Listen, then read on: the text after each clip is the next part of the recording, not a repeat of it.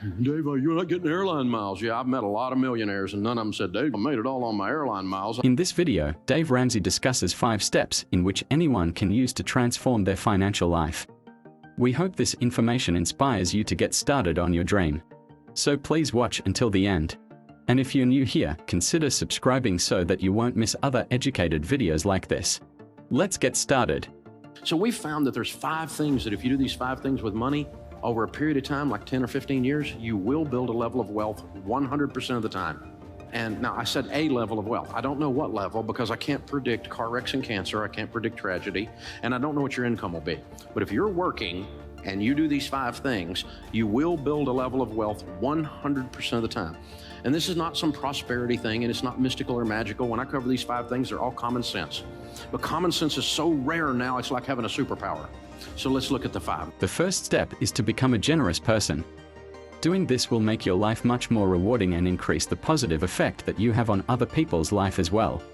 The first one is all about generosity, but this is all about cheerfulness. Generosity is not just a transfer of funds. Generosity is a spirit where you decide to be a generous person. Generous people are more attractive. They smile. They're not grouchy. It's not all about them. They're the ones that open the door. They're the ones when the grocery bag has the bottom drop out and your groceries are rolling all over the parking lot. They're the ones out there helping you pick it up. These are the people that when they go out to eat, they leave a tip, you cheap and ridiculous. I'm not one. I leave big tips because it's a form of generosity. Well, they didn't give me good service. Oh, shut up. They're carrying a tray that weighs more than you. Figure it out. They parked your car in the rain and in the heat. Shut up. Give them some money. They park your $130,000 car and you give them $3. What are you, a nut? That's Ferris Bueller parking the car there. You take care of that, man. I give them a $20 bill. My car's still sitting there when I come out. It's amazing. Besides, that guy's working his way through college or something. And if he says better than I deserve, that's his code for I'm getting out of debt. If they say that, you got to give them a double tip. So I give them 40. My wife's like, I'm going to park your car. No, you're not. You're not working your way out of college. You've already put up with me for 30 years, so it's all right. Generosity is a spirit. It changes everything in your life. But it's awful tough to give if you're broke. If you're in debt and you hadn't saved any money and you don't have a plan and you're not hanging out with other people who are givers. The second step is to create a budget and use discipline to stick to it. And the second one is get on a budget, a written plan. You have to do a budget on paper, on purpose, before the month begins. Every month. If you worked for a company called You Incorporated and you manage money for You Incorporated, the way you manage money for you now, would you fire you? Don't answer that. We misbehave with money, and so we're disorganized. We don't have a plan. Nothing's written down. Decide.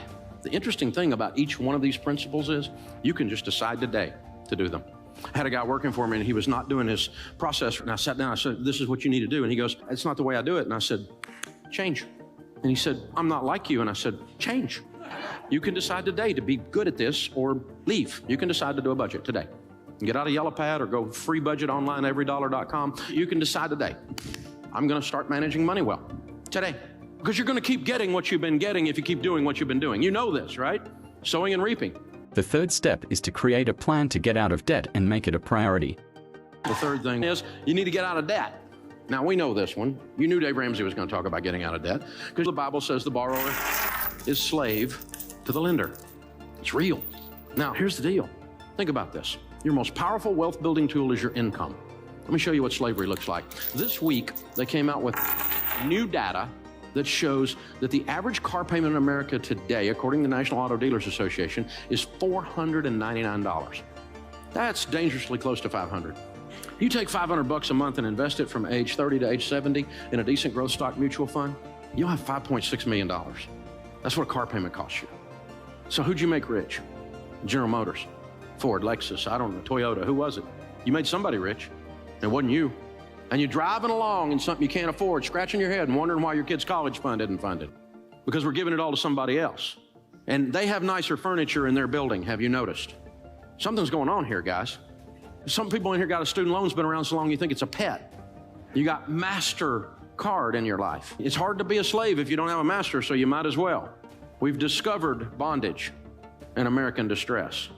And it just keeps going and going. And I've done it too, y'all. I'm not picking on anybody. I'm just saying, here's the deal. Think about this. What if you had no payments? Can't even get my head around that. You're always going to have a car payment. I hear people say that. Little man can't get ahead.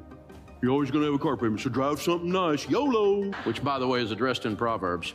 It says fool right after that. See, these are how we talk when we're losing. You can't get ahead. I sure hope we can elect a president who will fix my life. Not going to happen. Neither one of them got the goods, I'll just tell you. You're in charge of your life. It's the only one that's going to work. And that's what changes. So how do you get out of debt?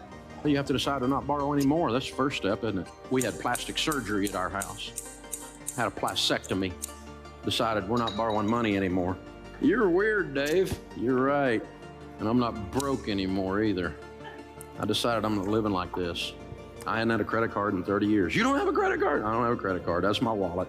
It's got green presidents' faces. And it's got 4 pieces of plastic in here, 2 debit cards, one on my business, one on my personal account, which will do everything your stupid credit card will do. I travel more than any 2 you put together. Shut up. It works, okay? Dave, you're not getting airline miles. Yeah, I've met a lot of millionaires, and none of them said, Dave, I made it all on my airline miles. I hadn't heard that one. So I got my driver's license and my handgun carry permit. The 4th step is to create and nurture long-lasting relationships with people.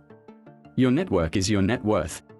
The 4th thing, once you're out of debt, then you need to be careful to foster high-quality relationships. What's that got to do with money?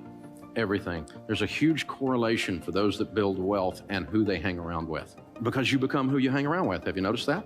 You don't let your kids hang around with little juvenile delinquents. If little Johnny down the street's a weed head, you don't let your kid run with little Johnny because you know you're going to have a weed head in your house. We know this. So they come home with that mouth on them, and you're going, where'd you learn that? I'll get you knocked in the next week in this house. Where'd you think you could get away with that? I'll take you out and make another one look just like you. It's because they're hanging out with little Johnny, right? You know what happens. We're the same way, y'all. We're the same way. You talk like the people you hang around with. You read the books they talk about. If you don't read and all your friends watch The Bachelor, here's a clue, okay? Here's what's going on. If this is all you know about is reality TV that's not a reality, probably we need to change our diet. Read a book. And so Charlie Tremendous Jones said 5 years from today, you'll be the same person you are today, except for the books you read and the people you meet. Don't be deceived. Evil company corrupts good habits. The studies have shown that over a 10-year period of time, that your income will become within 10 to 20% of the average of your 10 closest friends' income. Because you have the same habits they've got. You have the same diet into yourself that they've got. You'll have it. You can't stop yourself from doing it. You will become who you hang around with. And all the studies show that we have a tendency. Now, that's not to say I'm some kind of snob and I don't have any friends that aren't rich friends. Not that at all. I have lots of friends, but my closest hangs are people I want to be like. That's my closest ones. Now, I'll talk to anybody. But like when our daughters were growing up, they're grown and married to wonderful men now. They're in high school and they're wanting to go on a date. We didn't do missionary dating. You don't get to date little Johnny the weed head and lead him to Jesus. That's not going to work, okay? We're not doing this. Little Johnny could go to camp and get saved again. We'll work on this. You come up to our house, pick up one of our daughters, honk your horn, you better be delivering a pizza, all right? So coming in, talking to the old man, I'll be cleaning my gun when you get home, your song, right? And this kind of thing. And I'm teaching them, Dad, all the boys in the youth group are scared of you. Good. Keeps away 2 things you don't want, baby doll. You don't want jerks and you don't want wusses. And if I can keep both those away and then I can teach you how to keep them away, you can pick good. And guess what? They both pick good. They married studs, man. I got some son-in-law, unbelievable. Man, my sons-in-law are awesome. And it wasn't an accident. You see what I'm saying, y'all? You need to make these choices very carefully. The last step is that you need to create a plan to save money and invest for the long term. Investing is essential to maintaining any wealth over the long term that you manage to acquire. The last one is you need to save and invest. In the house of the wise are stores of choice food and oil. Wise people save money.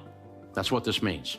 And so it was used in the marketplace, like we use green presidents' faces, as a medium of exchange. If you had a carafe of oil, you were ready to do business. It was a sign of wealth.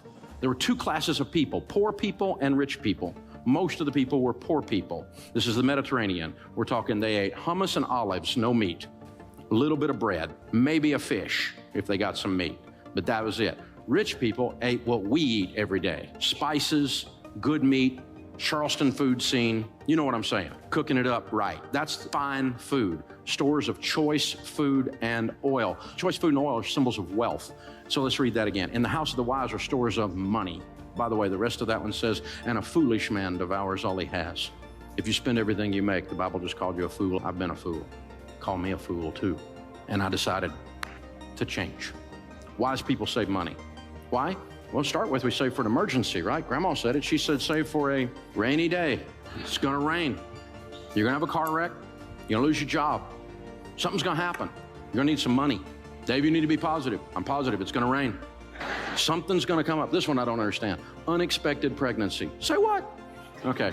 But people come up with all kinds of things that are emergencies. Something's going to happen. And then you need to save and invest so you retire with dignity. I'm going to spend everything I make and hope the government, which is well known for its ability to handle money, will take care of me.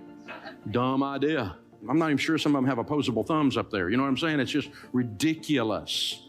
And we're counting on them in some whacked out kind of way to come be. They're not coming. There is no white horse. There is no Calvary. You're it, okay? You are in charge of your destiny. And that's great news. And so, all worried about the election, and I'm not worried about the election because I made money under both parties. Turns out it wasn't up to them in either case. I've lost money under both parties. None of them sent me a check. They all just want money. They're extracting like a tick, extracting blood all the time. That's all they do. This is the deal. And so change. You get to decide today. It'll change your life. It'll change your family tree. You will change everyone with your last name that follows you if you do these things. It's that powerful. It's unbelievable. The sorrows are deeper and the joys are higher. It changes everything. And when you move this money piece around, it gives you the tools to be that in the marketplace and to be that for your family and to get this monkey off your back and to get that elephant out of the room because he's got to go. Because what you put into your life is what you're going to get out. If you found value in this video, we would like to give you another interesting video for you to enjoy next. We would, however, highly appreciate it if you could like this video and share it with your friends on social media. Don't forget to subscribe if you are new here so you won't miss another one of our videos. The more you learn, the more you earn.